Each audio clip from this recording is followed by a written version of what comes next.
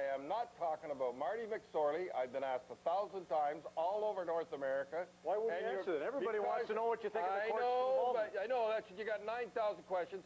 I am not saying anything because I don't want to hurt him when his trial comes up. I say something, they can use it in the trial against him, and I'm not doing it. And I've got a little, how would I say, advice for Marty. Absolutely. My buddy,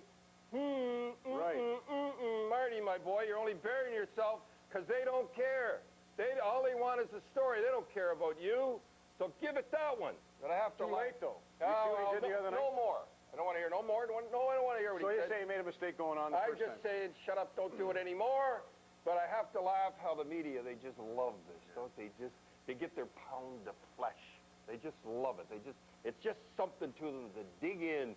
And everybody, when he's down, kick him, grab him. But you're right about that, kicking a guy when he's down. But take it as a compliment that hockey gets the front page with the John Manley flip-flop, with everything that's happening. With the tax situation for Ottawa, everybody got outraged. It was front-page news. Well, that's the price to pay, though. Do you think fighting's dead because of this? It sounds like a bizarre question. What the hell's it got to do with fighting? Well, it has a lot to do with it because for 2 years in a row now, the guys, we all believed in the code of fighting.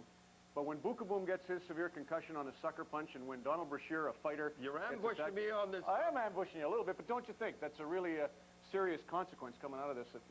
Look, a guy sucker punches a guy everybody knows he shouldn't sucker punch him, and Bukaboom's out now. Marty, I'm not going into it again. Marty did that, and I told you I'm not talking about it now. When the trial is over, I'll talk about it then because I don't want to get him in trouble. Now, don't ask me any more about it. That's fair enough. But I do think it's a price you pay for having fighting in hockey, and it really hurt. All right, Dougie Gilmour, you're Wait a minute. Hold it. Now, wait a minute. Then you're telling me you want fighting out of the game. No, I'm saying because there is fighting in hockey, that's the price the National Hockey League and a lot of the public doesn't like fighting in hockey. When you go and start making millions of dollars and involve the clients and wait a minute. What public doesn't like it? Like the 16,005 or whatever it be here? No, the people at the rink like it. A lot of hockey people like it. The hockey people like it that pay the money. Yes. They like it. Now, who is it that doesn't like it? But Don and Who is it that doesn't like it? The media doesn't. The clients are the sponsors who, if you're going to get millions of dollars for NHL players. Wait a minute. The guys...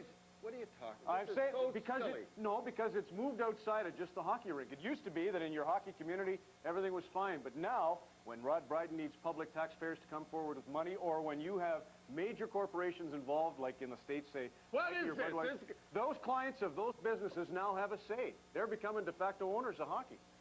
And they will vote for no fighting in hockey. So what? We're always going to have fighting in hockey. I'll say it again, 16,005. The guys that don't like it are the guys that come in. The media types come in. If they had their way, they'd never pay to come into a game for sure. And they're the ones that say they don't like it. Who's kidding who? Everybody at the hockey game likes it or they wouldn't be here. It's always been in the game since 1922, and it'll always be in the game. But it would have been a lot better if Marty fought. Yes.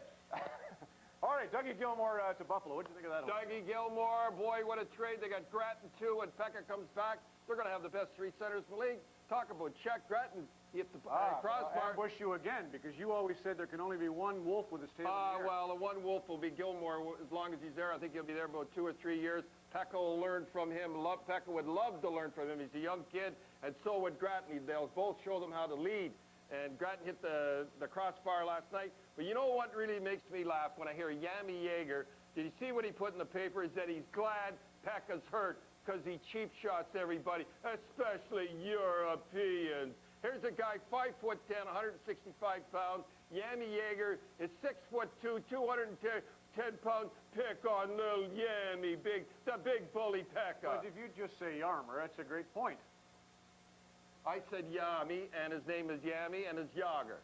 What, are you worried about the press? Oh, I'm worried about Yarmer. Ah, come on. He listened to you. You got good advice there as well. What? You got his hair cut anyhow. Doesn't look like Mario's sister anymore.